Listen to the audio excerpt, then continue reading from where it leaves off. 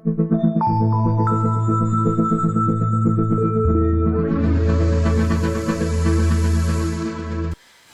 I was all set to do my end of the year wrap up type of thing, but very early this morning and I got 2 phone calls that basically ruined it.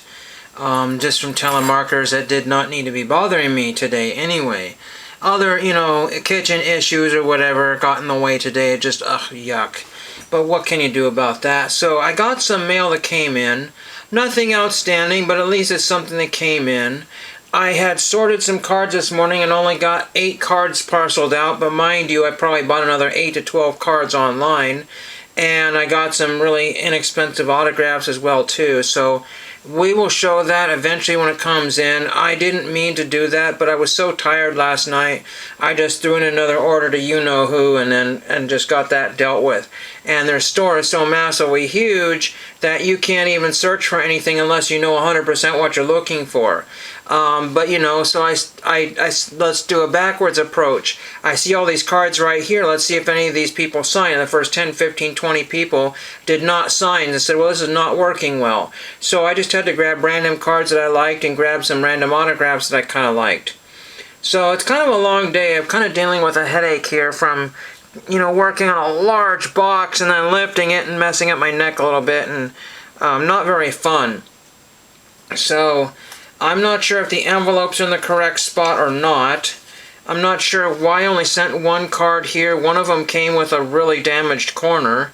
So the corner came, like the postal service rubbed the card on the envelope. So if you have any cards with like colored borders or whatever, be very careful because the color will rub off the cards. I'm just going to make sure there's nothing else mixed into these. Again, the envelopes are totally out of order here. Not just a Christmas envelope there, so that's nothing else there. So we got, I think, 3 autographs today, and these are all 1, 1, 1, and 1, so I only had 1 card to send. I don't know if Tom McLeod had extra cards there, but he signed in ballpoint pen, which doesn't really do much for the card here, but it was nice he did anyway. So it's in a thin ballpoint pen there that kind of is muted right there, so did the best he could there on whatever Topps card it is from 1976. I want to say this one was purchased on COMC because it was down to 30 cents or whatever, close to that, and I just went ahead and bought it. It's nice condition except for the centering there. If we basically went through our lives and worried about centering on every card there, then it would be, if we didn't have to worry about that, it'd be a much better community here. Centering does not bother me unless it's just I'm being picky that one time. So we got one from North Texas, P&DC. The other one was from he gave me a sticker from Spokane, Washington, and this other one here was from, so I had 2 from North Texas, P&DC. And so it doesn't matter which one is which here. We have good old Pat Combs, Team USA, Millington, Tennessee, official training site, and there's Pat Combs there. John 3:16, something else, something to 18 or something like that. I don't know. So there's that one, but the corner rubbed off there, so very dreadful corner, and there's a couple of creases in the cards there. And it's a very thin one here. This is from the 1990 United States Baseball Federation, printed by a box card company or something like that. He's card number 5. I think he's the first one of these I've had signed here. And I don't have too many of these, but again, it goes in my either minor league or USA cards binder. Don't know. I gotta get rid of this headache or do something with it here. Then we got a golf success, Clark Dennis. I'm not sure if he had 1 card or 2 cards. That's just what I had, and I don't know why I didn't have this one, but it wasn't, and I found his address and got it. And finally, a golf card. I rarely get any more golf cards anymore. I'm all done with that. For the most part, because Tom Kite does not sign. Numerous other people have multiple cards, which I've got several times, and you can't only, get from the well several times. So there was that one there.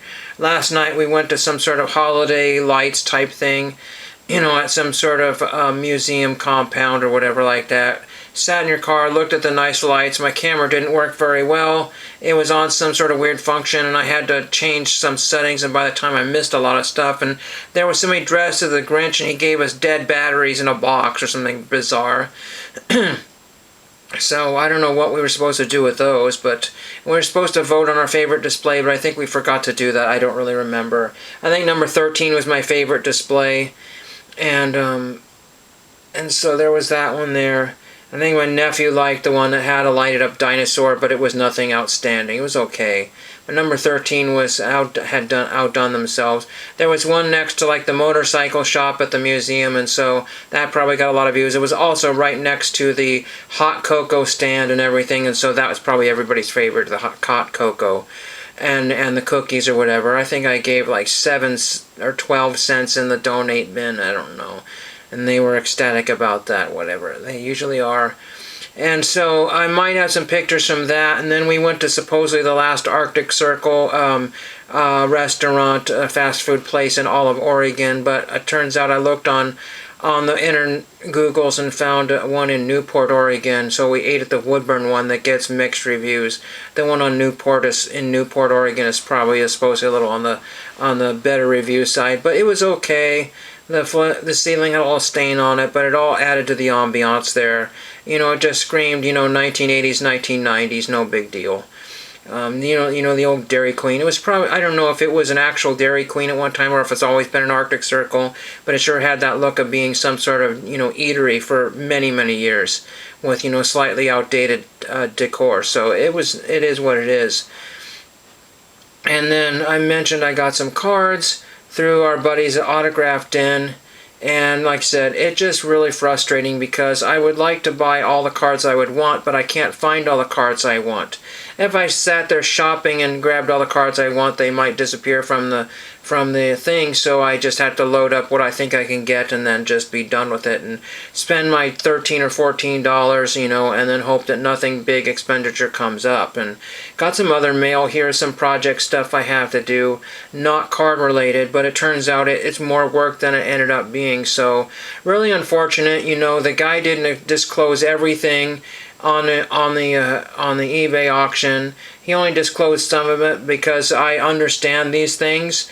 He may not even notice these things himself. Just because you're a professional in your field doesn't mean you know everything. And I'm not a professional, but I knew quite a bit about what I was looking at. And just the pictures just kind of looked a little off there, and I didn't realize that's what it was. So a lot more work has to be done just to break even. That's pretty much it. So I won't go into that one there. And finishing up here, I counted my records, or so I thought I did. When somebody tells you they counted their records, they're lying. 90% of every people are fibbing and lying on the internet, and that's what we're good at. Because I counted the first row of records, which was about 104, and I said, you know what, I'm not going to count the next row and the next row and next row. It does not do anything for me, does not benefit me, and I have like some sort of attention, it was elsewhere. So I just said, okay, the first one shelf is 100 records, the second one is going to be 100, the third, fourth, and fifth, and whatever. So all the things that I half counted came out to close to 1,000 LPs, and before you really get mad at me, geez, Henry, 1,000 LPs, what in the heck are you doing? This is ridiculous. That's like, gross or hoarder status. But buying 1,000 records is nothing compared to everybody on the internet.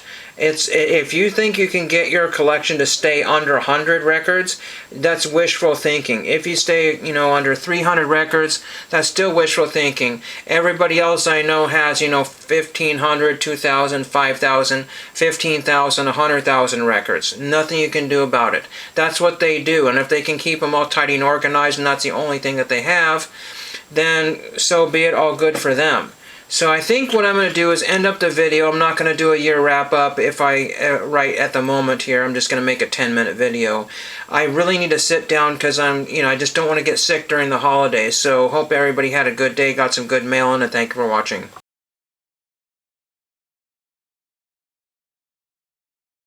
Was it all in vain?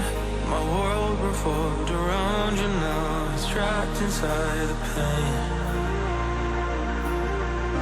Maybe I should could stay in the dark after you had it to a place too far away.